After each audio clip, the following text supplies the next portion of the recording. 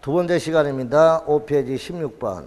계획관리지에 관한 지구단위 계획구역 지정 요건에 관한 건데. 아깝다. 지 앞에 있네. 그죠? 자, 지구단위 계획구역의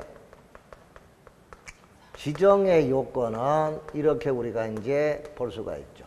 자, 도시적 안과 어디, 밖에다가 지정하는데, 도시적 안에는 임의 지정이 있고 뭐가 있다. 의무 지정이 있다. 자, 의무 지정은 정택이 사업 완료 후 몇 년?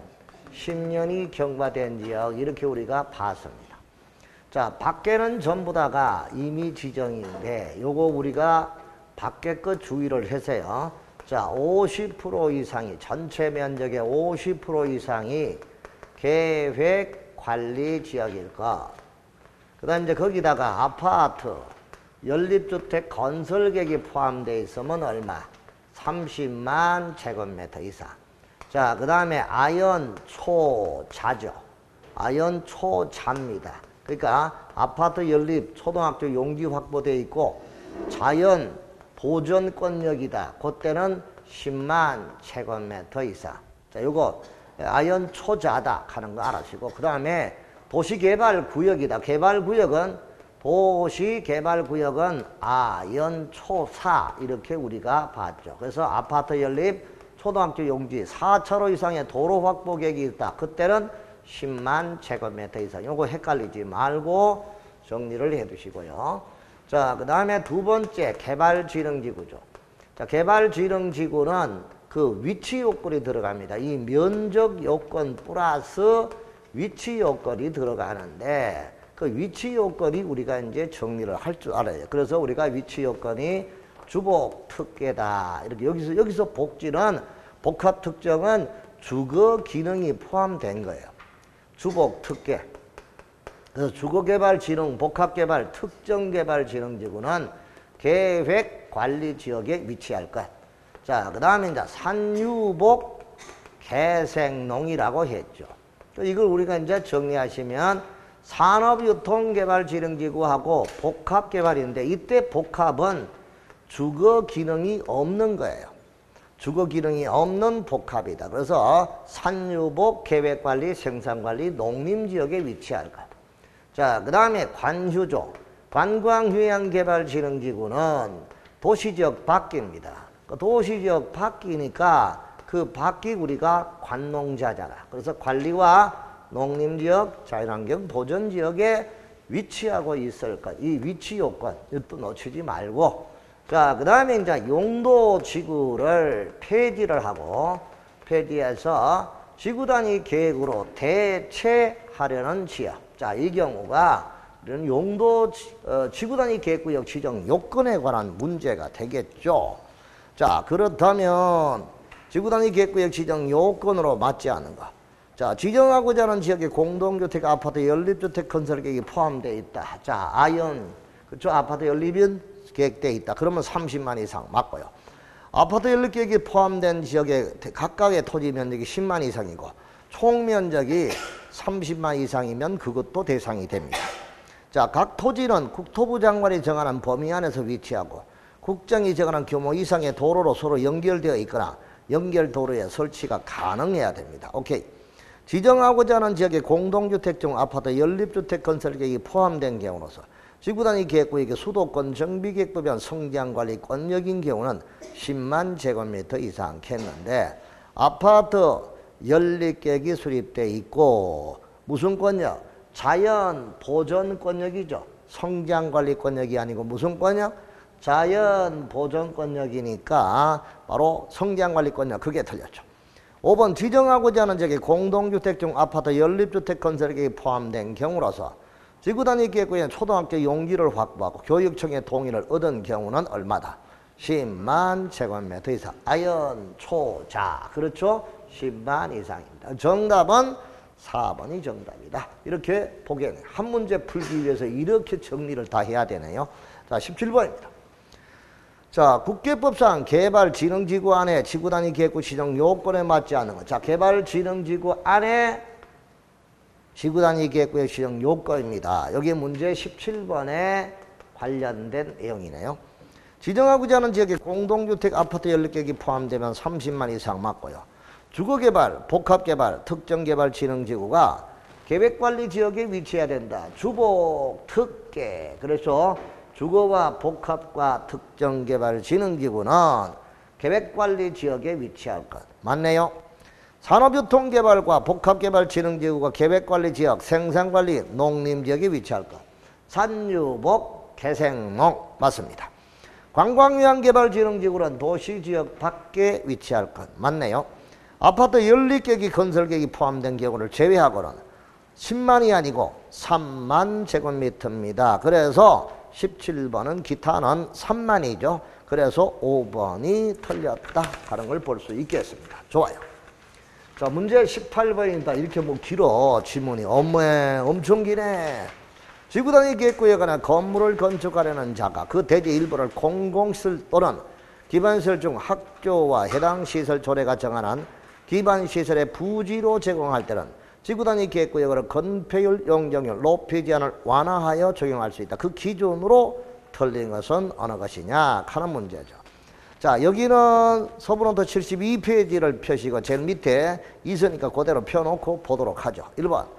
지구단위 계획구역 안에 일부 토지를 공공시설 등의 부지로 제공하는 자가 당해 지구단위 계획구역의 다른 대지에서 건축물을 건축하라는 경우는 건폐율 또는 용적률을 완화하여 뭐 할 수 있다.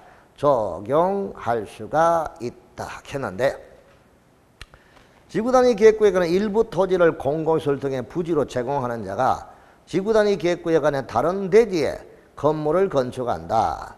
이때는 건폐율 용적률을 완화 적용할 수가 있다라고 했는데 자, 그거 한번 읽어볼게요. 72페이지.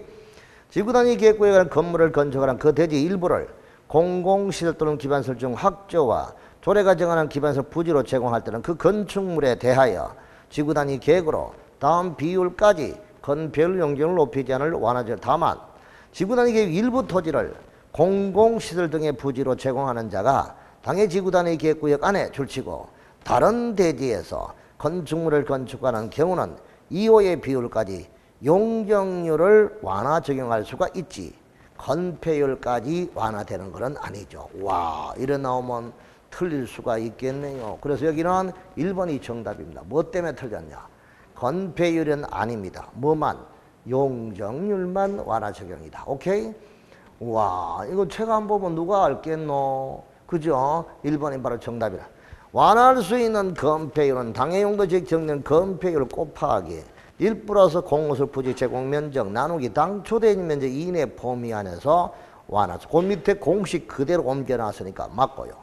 오른쪽 완화할 수 있는 용적률은 해당 용적률 플러스 1.5 곱하기 공호설 부지 제공면적 곱하기 제공부지 용적률 나누기 제공부지 제공 후 대지 면적 이내 범위 안에서 뭐한다? 완화. 와.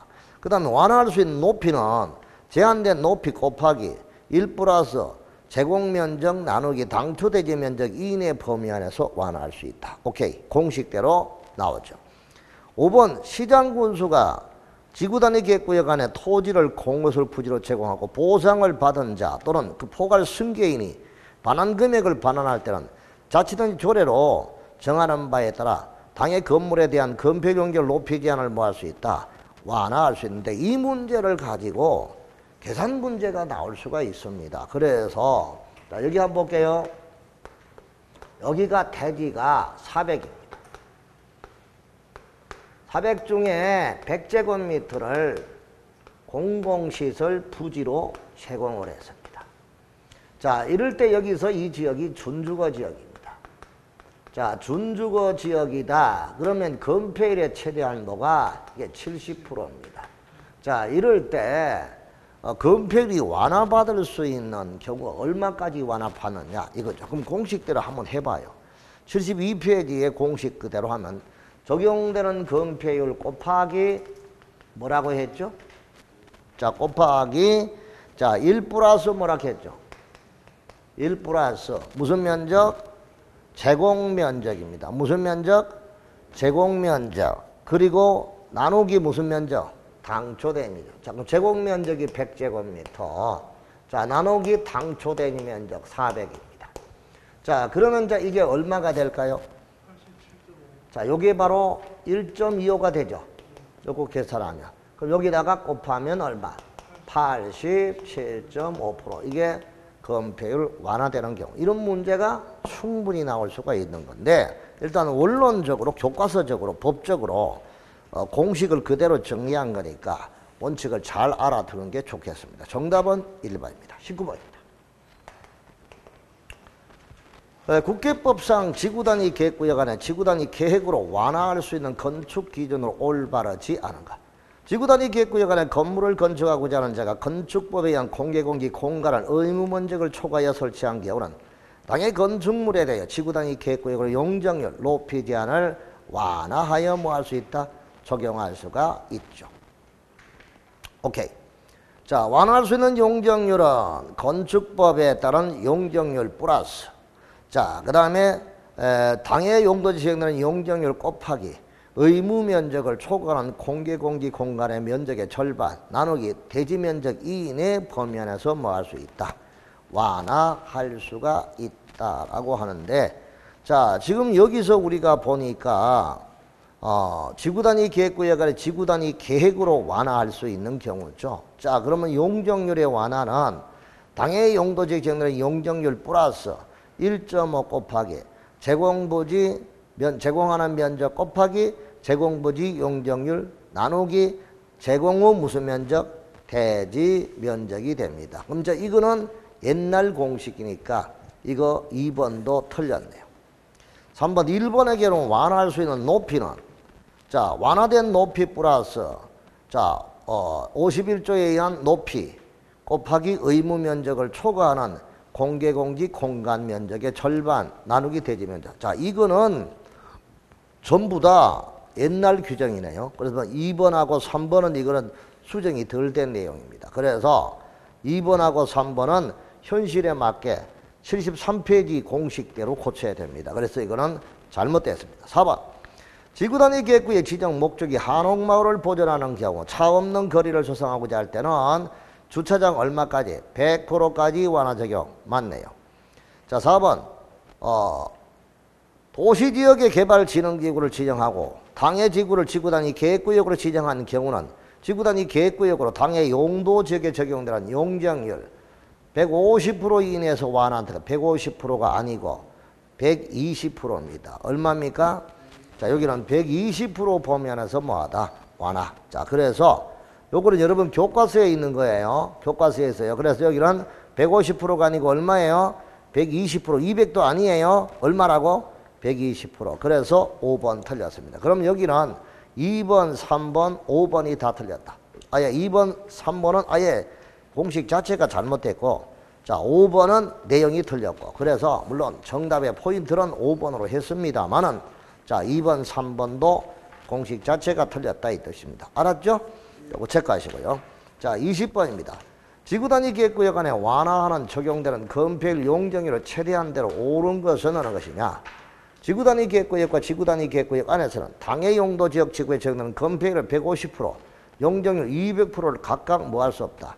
초과할 수가 없죠. 오케이. 당해 용도 지역 지구에 적용되는 건폐율과 용적률의 150% 이내에서 건폐율 용적률을 완화했는데 건폐율은 150%, 용적률은 200%니까 틀렸고, 당해 용도 지역 지구에 적용되는 건폐율과 용적률 200% 이것도 틀렸죠. 건폐율 150%, 용적률은 200%니까요. 4번. 용도 지역 지구에 적용하는 건폐율의 100%, 용적 200%다 틀렸네요. 자, 옳은 거는 어느 거야? 1번밖에 없습니다. 건폐율은 얼마? 150. 용적률은 얼마? 200%. 5번은 거꾸로 뒤집어 놨으니까 틀렸고. 오케이? 어떤 식으로든 문제가 정확하게 우리가 보면 되겠죠. 자, 문제 21번입니다. 지구단위 계획구역 안에 지구단위 계획으로 완화할 수 있는 건축 기준으로 부당한가? 복수정답이 있으면 복수정답 모두를 찾아라고 했으니까 일단 뭐 전제 조건이 복수정답을 찾아라 했으니까 답이 두 개구나 이 말이죠. 지구단위 계획구역 안에서는 지구단위 계획구역으로 당해 용도지역 개발진흥지구 적용은 건폐율 150%, 용적률 200% 범위 안에서 완화 적용. 오케이. 지구단위 계획구역 안에서는 지구단위 계획구역으로 건축물의 용도 적용 규모 등을 완화하여 뭐한다? 적용할 수가 있습니다. 오케이. 그래서 계획관리지역에 지정된 개발진흥지역 지정된 계획관리지역에 계획관리지역에 지정된 개발진흥지구에 대하여 지구단위 계획이 정해져서 이때 공동주택 중 아파트 연립주택은 허용되지 않는다 했는데 계획관리지역에 지정된 지구단위 계획구역에서는요 아파트 연립주택이 허용이 됩니다. 그러니까 여기는 허용되지 않는다고 해서 그게 틀렸고 4번 개발진흥지구에 지정된 지구단위 계획구역에 대하여는 공동주택 중 아파트 연립주택은 허용되지 않는다. 자 그런데 계획관리지역에 지정된 개발진흥지구를 제외한다고 관료안에 되어 있기 때문에 이때는 허용되지 않는 게 맞아요. 그래서 4번도 맞고 자 5번 지구단위 계획구역 안에서는 지구단위 계획구역으로 완화에 적용되는 용적률 20% 이내에서 임대주택의 임대 의무 기간이 10년 이상인 임대주택의 추가 건설을 허용할 수가 있다라고 했는데요. 자, 지구단위 계획구역 안에서 지구단위 계획으로 완화하여 적용되는 용적률 20% 범위 안에 임대 의무 10년 이상인 임대주택의 추가 건설을 허용한다. 자, 이거는 지구단위 계획구역 안에서 적용되는 게 아니고요. 주거지역 안에서 자 임대주택의 추가 건설의 의무가 있습니다. 그래서 5번도 지구단위 계획제에서 삭제된 내용이니까 틀렸죠. 그래서 3번하고 몇 번이다. 5번이 같이 정답이 된다 하는 거 알아두셔야 됩니다. 자, 몇 번이라고요? 3번하고 5번. 그래서 이거는 삭제된 내용이다 하는 거 알아두셔야 됩니다. 자, 그래서 3번하고 5번입니다. 자, 22번 지구단위 계획구역으로 완화할 수 있는 건축법상의 건축기준으로 틀린 거. 지구단위 계획구역 안에서는 지구단위 계획구역으로 당해용도지역 개발진흥지 적용되는 건폐율 150%, 용적률 200% 이내에서 건폐율과 용적률을 뭐한다? 완화 적용. 아까 봤고요. 자, 그리고 건축물의 용도 종류 규모 등을 완화 적용할 수 있고 맞고요.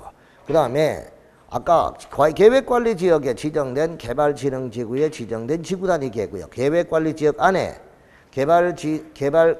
계획관리지역에 지정된 개발진흥지구 안에 지구단위 계획구역이 정해진 경우 이때 공동주택 중 아파트 연립주택은 허용되지 않는다. 이렇겠죠. 그럼 이거는 계획관리지역에 지정된 개발진흥지구에 지정된 말이 좀 이상한데 자 계획관리지역 속에 개발진흥지구가 지정된 지구단위 계획구역에 대하여는 공동주택 중 아파트 연립주택은 뭐 된다 해서 허용이 된다고 해야 되는데 뭐라고요? 안 된다 했으니까 틀린 거죠. 자 그러니까 여기는 계획관리지역에 지정된 개발진흥지구는 허용이 되고 그죠? 아까 왼편에 21번에 4번 문제 보입니까? 자 개발진흥지구 계획관리지역에 지정된 개발진흥지구는 제외한다 했잖아. 거기는 아파트 연립주택이 허용이 되지 않지만 계획관리지역 안에 개발진흥지구가 지정이 되고 그 안에 지구단위 계획구역이 정해졌다. 그러면 아파트 연립주택이 허용이 됩니다. 그래서 이거는 3번은 틀렸습니다. 4번 도시지역 안에 개발진흥지구를 지정하고 방해지구를 지구단위 계획구역으로 지정한 경우는 지구단위 계획구역으로 제한된 높이에 120% 이내에서 높이 제한을 뭐한다? 완화 적용. 높이 제한 120% 맞습니다. 오케이? 자, 5번. 개발 제한 구역, 시가와 추정 구역, 녹지 또는 공원에서 해제되는 구역과 새로이 도시지역으로 편입되는 구역 중 계획적인 개발과 관리가 필요한 지역의 경우 지구단위 계획구역으로 당해 용도지역이 지정되는 용적률의 120% 이내에서 용적률을 완화 적용할 수가 있다라고 했는데 자 이때는 얼마까지 완화됩니까? 개발 제한 구역, 시가와 추정구역, 녹지에서 또는 공원에서 해제되는 구역이다. 이때 도시적으로 편입된 구역 중 계획적인 개발 관리가 필요한 지역이다. 이럴 때 용적률을 얼마까지? 용적률을 얼마까지? 자 페이지 73페이지 한번 보세요. 자 73페이지에 보니까 계획 개발 제한 구역, 시가와 조정 구역, 녹지, 공원에서 해제되는 구역과 새로이 도시지역으로 편입된 구역이야. 자 이런 지역의 경우는 용적률의 완화 규정이 이때는 배제가 되는데 이게 원래 있었다가 폐지된 거예요. 그래서 120% 완화하여 적용할 수 있다 하는 규정이 삭제된 거거든요. 그래서 5번이 틀렸다 이렇게 되는 겁니다. 자, 그래서 73페이지는 지구단위 계획 건폐에 대해 완화 적용해서 지구단위 계획구역 안에 지구단위 계획으로 개발진흥지 지정되는 건폐율 150%, 용적률 200%고 또 아파트 연립주택이 허용되는 거 안 되는 거 잘 정리해 놨습니다. 그러니까 그대로 내용을 보면 되겠고 5번은 폐지가 된 거예요. 그러니까 22번은 5번이 뭐다? 5번하고 몇 번? 3번이 정답입니다. 5번하고 몇 번? 3번. 3번은 뭐가 돼? 3번은 아파트 연립주택이 허용이 되는데 허용되지 않는다고 해서 틀렸다 이 뜻입니다. 알았죠? 3번하고 몇 번? 5번을 같이 정답으로 보시기 바랍니다. 자, 23번입니다. 국토부 장관은 지구단위 계획의 수립 기준을 정할 때 다음 사항을 종합적으로 고려하여 정한다. 그 수립 기준으로 옳지 않은 거. 이것도 여러분 교과서도 잘 안 보는 내용인데 개발제한구역이 지정이 되면 우선하여 개발제한구역 지정관리에 관한 특별조치법을 우선하여 적용한다. 동그라미. 지구단위 계획구역 간의 원활한 교통소통을 위해 필요한 경우는 건축물 부설 주차장을 당해 대지가 속해 있는 가구 안에 건축물 대지 바깥에 단독 공동으로 설치하게 할 수가 있습니다. 오케이. 도시지역 외의 지구단위 계획구역은 당해구역의 중심 기능에 따라 주거형, 산업형, 유통형 줄치고 관광휴양형, 복합형 등으로 지정 목적을 구분하도록 합니다. 맞습니다. 그래서 우리가 산업형이라는 말도 나오고 자주 나옵니다. 자, 역사문화환경보전지역에서 지구단위 계획을 수립을 할 때는 녹지 또는 공원으로 계획하는 등 환경훼손을 최소화할 것 했는데요. 자, 여기서 우리가 23번의 경우는 역사문화재와 역사문화환경과 조화를 이루어야 되는데 여기는 뭐라 해놨어? 녹지공원 또는 공원으로 계획하는 등 환경훼손을 최소화한다 했는데 자, 환경훼손을 최소화하는 것은 맞겠죠. 맞죠. 그런데 역사문화환경보전 지구에서 해야 되죠. 지역이 아니고 지구에서 지구단위 계획을 수립할 때는 녹지 또는 공원으로 계획하는 등 환경훼손을 최소화한다 했는데 이때는 문화재, 역사, 문화환경과 조화를 이루어야 되니까 환경훼손을 최소화할 것 하는 그 내용 자체가 이거 틀린 말은 아닌데 지구단위 계획을 수립할 때 녹지공원을 계획하는 등 이게 틀렸네. 녹지 또는 공원으로 계획하는 등 환경훼손을 최소화할 것이 아니라 그 환경과 문화재 환경보호와 뭐를 조화를 이루게 계획을 짜라 이 뜻이죠. 그러니까 환경훼손은 최소화한다는 것, 환경훼손을 지킬 수 있지만 최소화하라는 말이고 아예 조화를 이루라는 것은 환경훼손하면 안 된다는 말이니까 5번은 틀렸다 이 뜻이죠.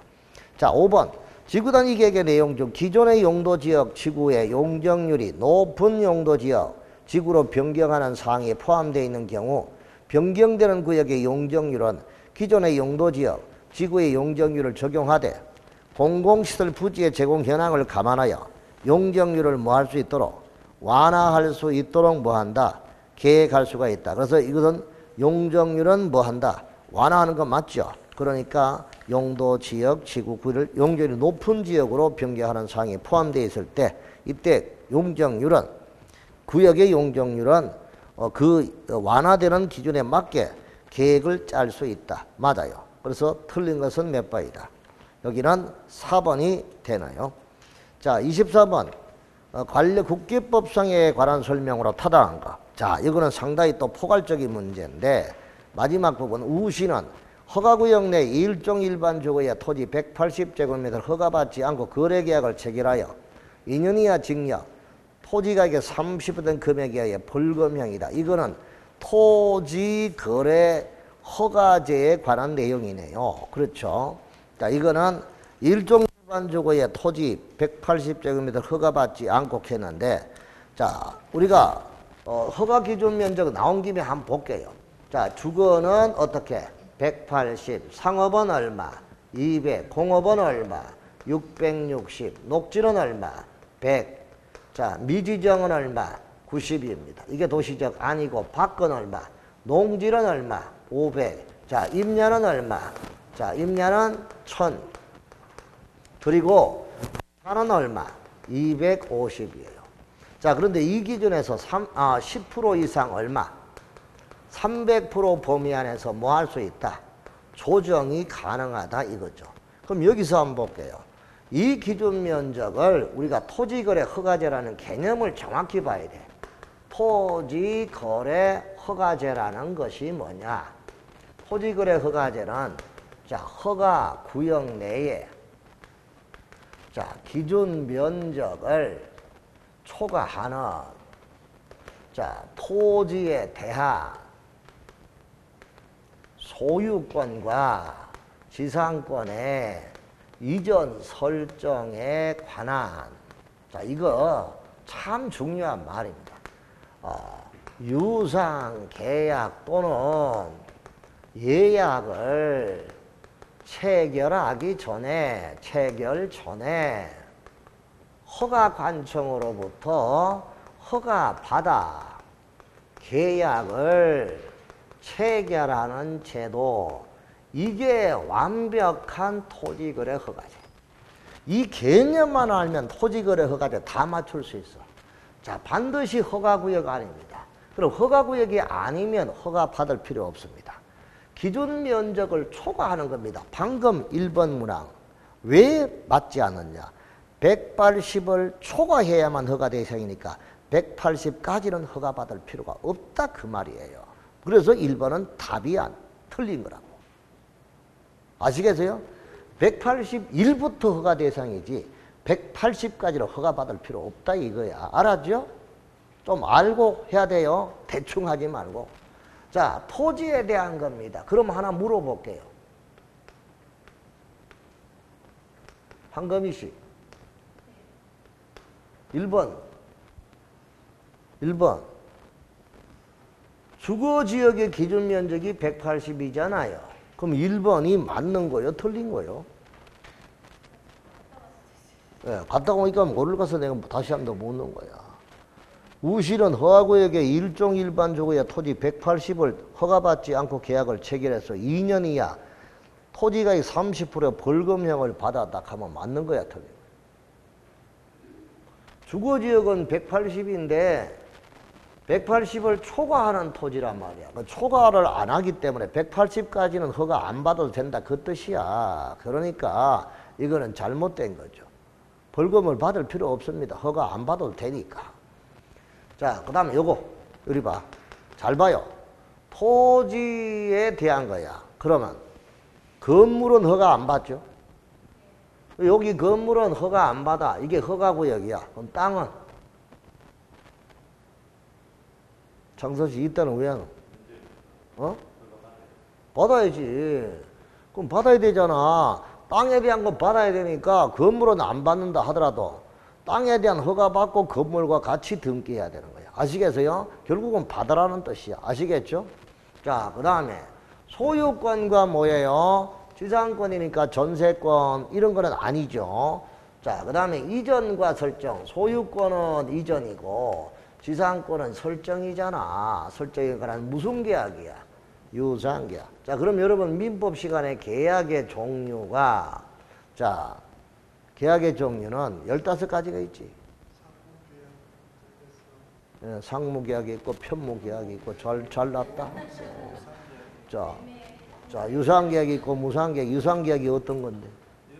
유상계약이 어떤 건데? 아, 그래. 종류가 어떤 거냐고. 유상은 나도 알아. 그래서 매매, 교환, 임대차, 그죠? 그럼 무상은? 무상은 어떤 계약이냐고요? 정제라든지 좋아져. 아, 잘하고 있습니다. 아주 잘했어. 자, 그래, 됐다. 그 한마디만 더 안 하면 이뻐 죽겠는데. 꼭 한마디를 더 해. 자, 우리가 이제 계약이 원래 14가지인데 15종으로 그게 이제 전형 계약이야. 무슨 계약? 그리고 이제 비전형 계약이 있고, 비전형 계약은 이름이 없는 계약이다. 이거 무명 계약이라 하는 거야. 하나 나온 김에 좀 똑바로 알고 가자. 이걸 유명 계약이야. 무슨 계약? 우리 스타도 유명 계약. 유명 스타가 있고 이름 없는 가수가 있잖아. 똑같은 거예요. 자, 이름 있는 계약은 자, 정매, 교소요, 사임 고도면, 현이 임조, 종화라.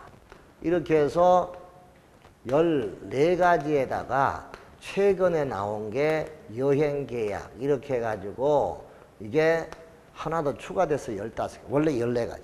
자, 증여, 매매, 교환, 소비대차, 사용대차, 그리고 임대차, 고용, 도급, 현상광고, 위임, 임치, 조합, 종신정기금, 화해 이렇게 해서 나와 있죠. 이 중에서 무상계약 한번 찾아보자. 증여는 뭐예요? 살아 생전에 공짜로 주는 거야. 무상이야. 자, 매매는 유상이죠. 교환 유상이죠. 소비대차. 자, 그럼 교환은 누구와 누구 간의 계약입니까? 계약은 복수 당사자 간에 서로 반대 방향의 의사표시 합치를 계약이라 합니다. 자, 그러면 교환은 누구 간의 계약입니까? 매매는 좀 말로 좀 공부를 좀 했으니까 좀 고상하게 말을 해보자. 증여는 주는 놈 증여자, 받는 놈 수증자, 간의 계약이다. 이렇게 좀 곱상하게 좀 배운답게 좀 해보자 말이야. 아시겠죠? 그 주는 사람이 반대 말은 받는 사람이잖아. 그래서 계약은 복수 당사자끼리 반대 방향의 의사표시 합치라고 한다 이 말이야. 아시겠죠? 자, 매매는 매도인과 그렇지. 교환은 땅 5,000평하고 밭 10,000평하고 교환을 한대. 그러면 누구냐고요?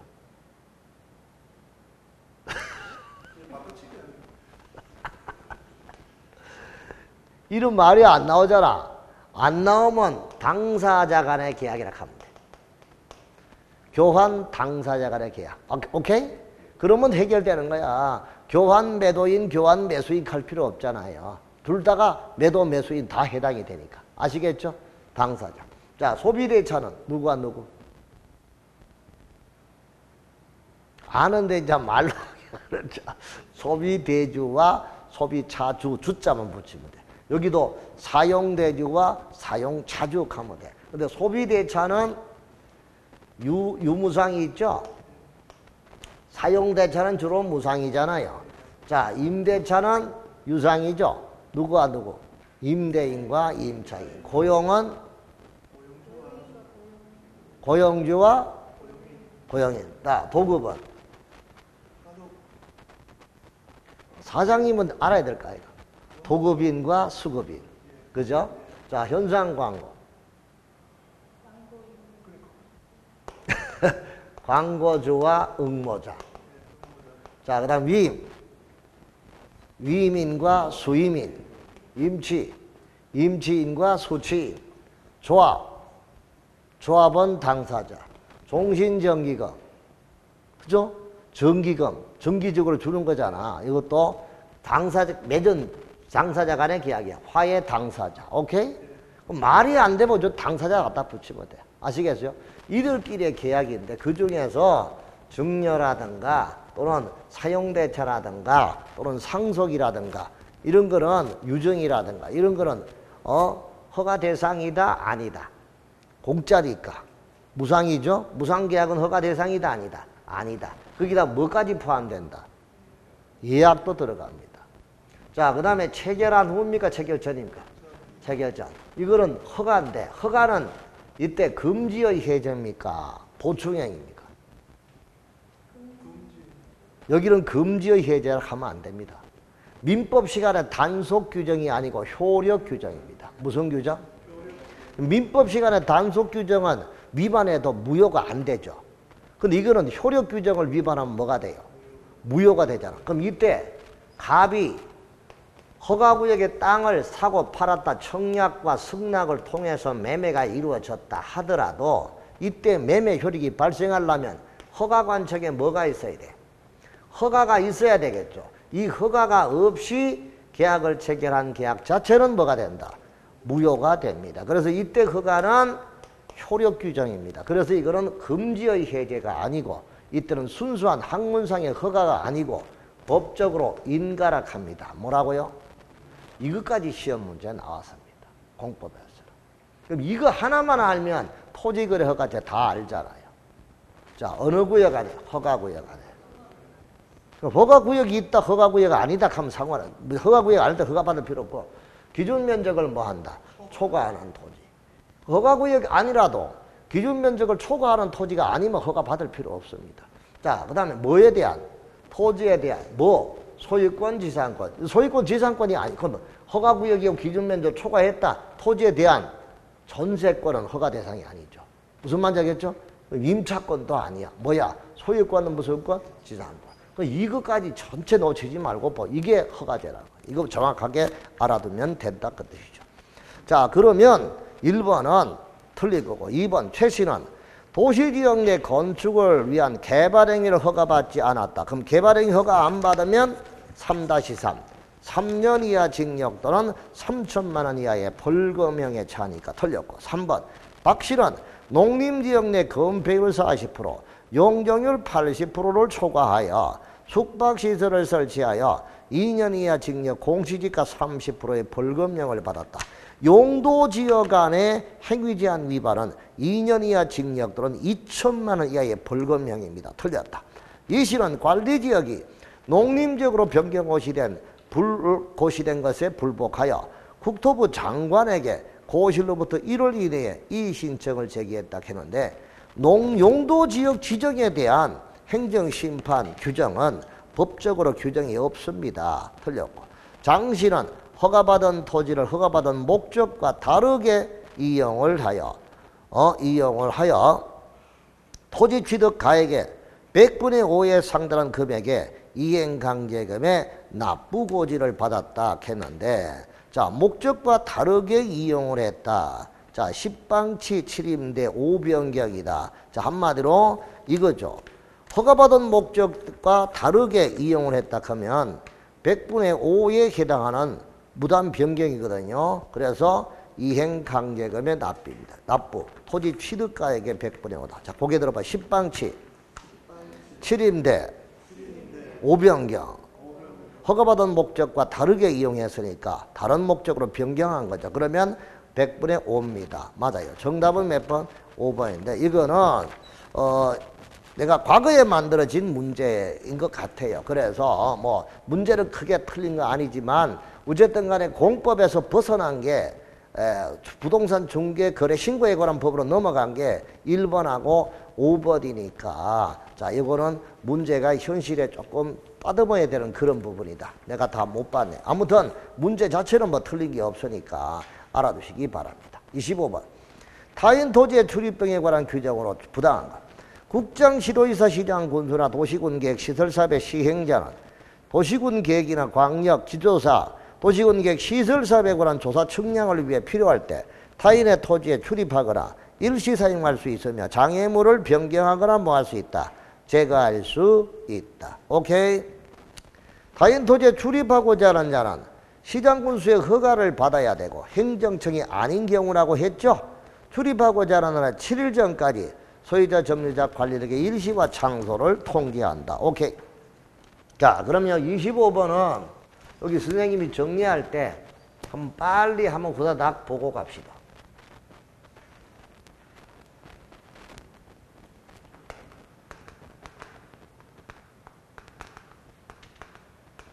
자, 이거를 머릿속에 정리하세요. 타인 토지의 출입. 자, 그 다음에 사업시행지구의 분할, 관련 서류의 무료 열람. 자, 그 다음에 이제 공시송달, 그리고 국공유지의 처분 제한, 그리고 수용과 사용. 자, 이게 우리가 아까 도시군객 시설 사업을 할 때 시행자를 도와주기 위한 보호 조치가 되는 거죠. 자, 타인 토지의 출입은 요거를 딱 보면 첫째 일반 출입입니다. 두 번째 일시 사용과 장애물 변경 제거에 관한 겁니다.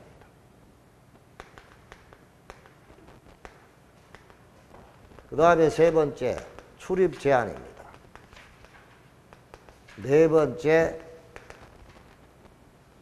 네 번째 손실보상입니다. 요까지 대한민국에 어떤 문제가 나오더라도 다 커버할 수 있도록 정리할 테니까 딱 요거는 꼭 하나만, 요거 하나만 보면 됩니다. 책을 서부노트에 찾으면 내가 다 알려주겠지만 그거보다는 찾는 것보다 직접 한번 보는 게 좋죠. 자, 타인 토지의 그 출입은 일단 이미 다 찾아놨을 텐데 페이지 몇 페이지예요? 한번 보시고 보면 되는데 선생님이 정리할 때 잘 보세요. 일반 출입은 자 일단 출입을 할 때 허가를 받습니다. 뭐를 받는다? 그런데 비행위일 때만 허가받고 행위일 때는 행정청일 때는 허가받을 필요 없습니다. 행정청일 때는 뭐만 하면 됩니까? 관할 시장 군수에게 뭐 한다? 통지만 하면 됩니다. 뭐 하면 된다?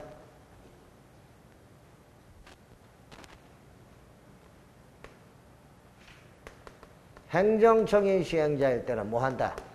관할 시장 군수에게 뭐 한다? 통지하면 됩니다. 자, 그 다음에 허가를 받든가 통지를 했든가 하더라도 출입을 할 때는 출입할 날에 며칠 전까지 7일 전까지 누구에게?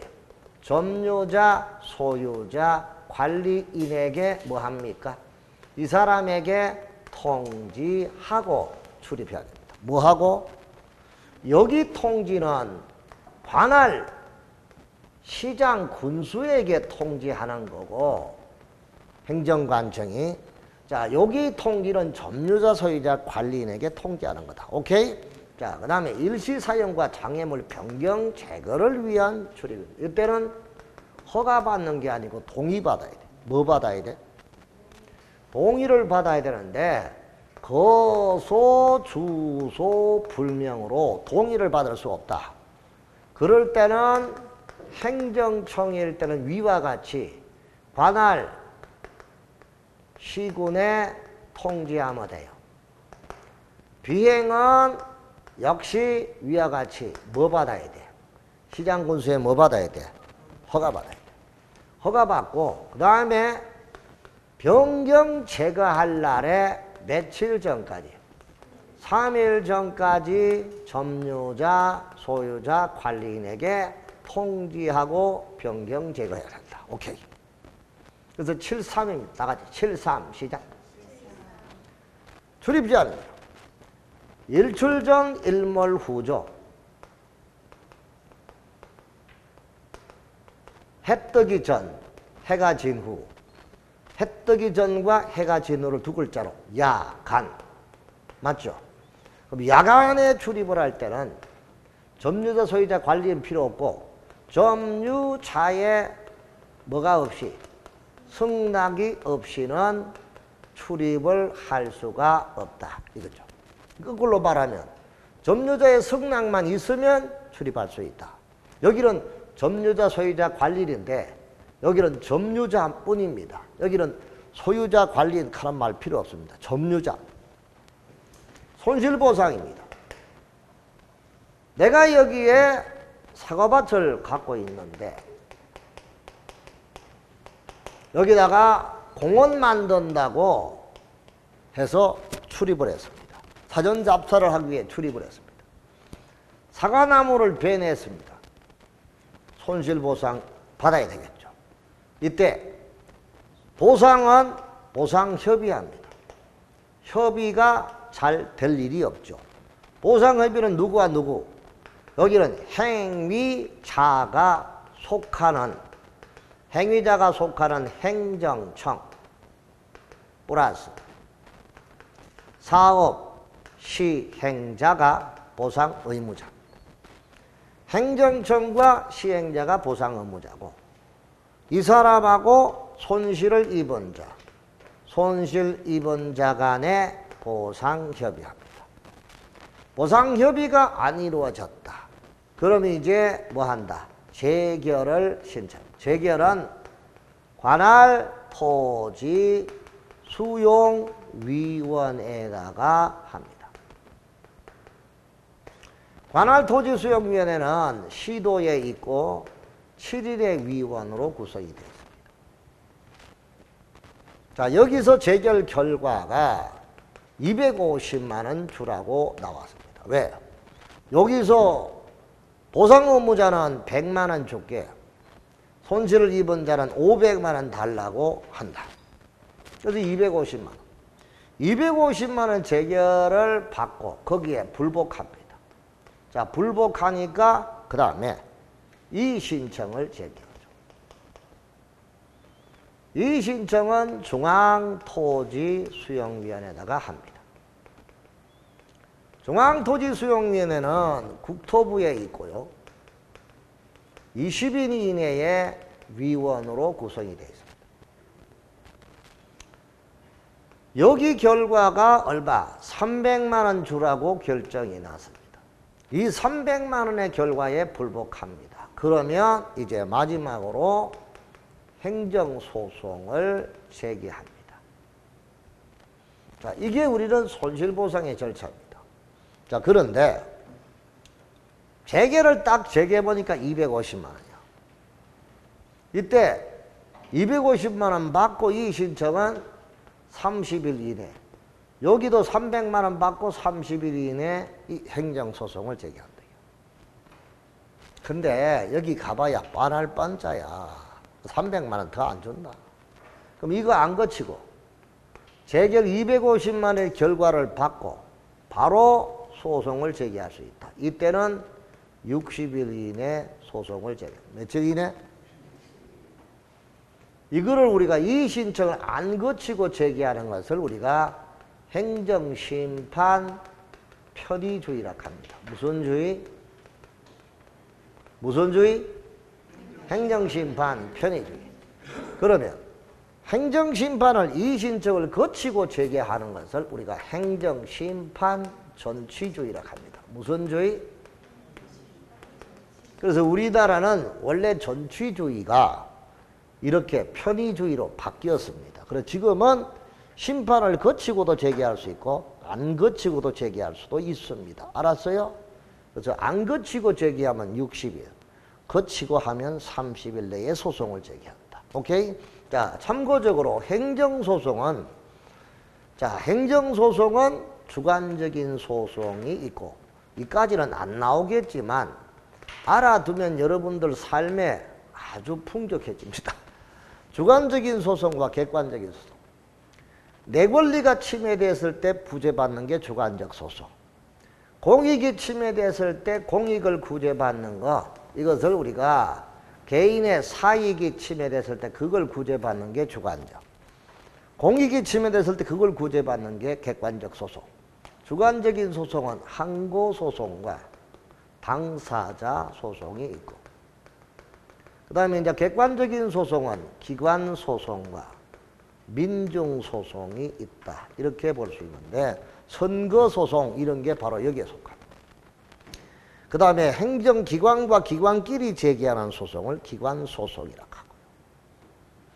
서울시장이 국무총리를 상대로, 서울시장이 법무부를 상대로 하는 거, 이런 거는 기관소송이 되겠죠. 자, 그럼 여기서 우리가 이제 행정소송은 금전 반환청구 소송이니까 이때는 항고소송이 아니고 당사자소송, 요 정도만 알면 됩니다. 그래서 자, 협의, 보상 의무자가 누구다? 행위자가 아니고 행위자가 속하는 행정청이라는 거 잊지 마시고, 재결, 이신청, 행정소송, 이때 주관적 당사자, 이 정도만 알면 더 어떤 문제가 나와도 걱정할 게 없을 것 같고요. 자, 그래서 여기서 한번 봅시다. 25번 문제인가요? 자, 국장, 시도지사, 시장, 군수는 변경 제거할 수 있다. 봤네? 봤는데 3번 타인 토지를 재료적 시장 임시 통로로 일시 사용하라. 나무 흙돌 장애물을 변경 제거할 때는 소유자 점자 관리인의 동의를 얻어야 된다 했는데 이때는 동의 절차를 받는 거 맞죠? 맞잖아요? 자, 그 다음에 토지 장애물 소유자 점자 현장이 거수불명으로 동의를 얻을 수 없다. 그때는 비행정청일 때는 시설사업의 시행자를 미리 시장군수에 뭐를 받는다? 허가를 받는다 이 뜻이죠. 자, 그럼 행정처이 아닌 사업의 시행자라고 나와 있으니까 허가를 받는다. 맞습니다. 5번 타인 토지 출입 장애물 변경 제거로 손실보상은 공치법에 의한 사전보상과 현금보상제이다. 이게 틀렸죠. 사후보상입니다. 그리고 사후보상이죠. 왜? 출입을 하고 난 다음에 장애물 변경 제거하고 난 다음에 보상해 주니까 사후보상이지 현금 사전보상이 아닙니다. 그래서 5번이 정답. 이 문제는 아주 좋습니다. 별표해 주시기 바랍니다. 자, 요까지 해놓고 조금 쉬었다가 마무리합시다. 쉬세요.